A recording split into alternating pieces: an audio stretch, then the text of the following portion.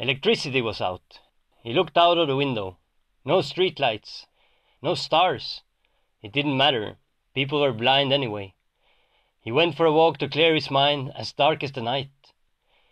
He couldn't stand it anymore. No one seemed to understand. They didn't want to understand.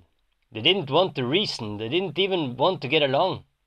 Irrational madness everywhere. He had lost hope, lost faith in humanity. He went down to the river. The lights were still working down there. He sat down on a bench, watching the moving water. Rubbish floating by.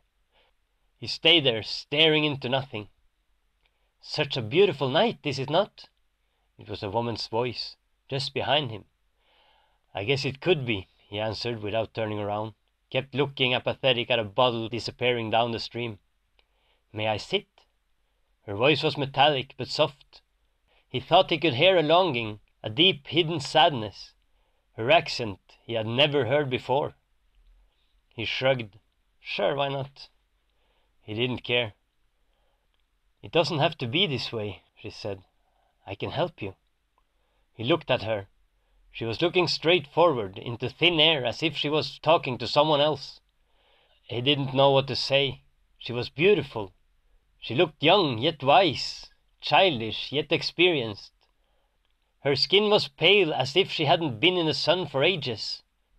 She leaned towards him. Trust me, she whispered. She touched his face, moved his head a little, green eyes staring into his. She kissed him. Her lips were soft as cotton, her tongue smooth as silk. Her hand touched his chest, his heart.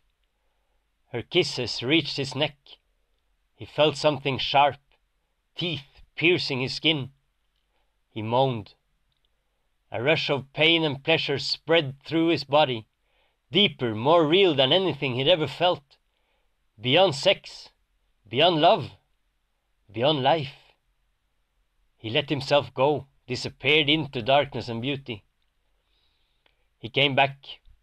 She looked different, more beautiful than anything he'd ever seen. A goddess. She bit her lip. Drink, she said, and kissed him again. It felt good, tasted good. He was somewhere else, someone else. This time he didn't come back. Come, she took his hand. The world had changed. The darkness was no longer dark. The world of humans no longer important. Let's find someone to eat.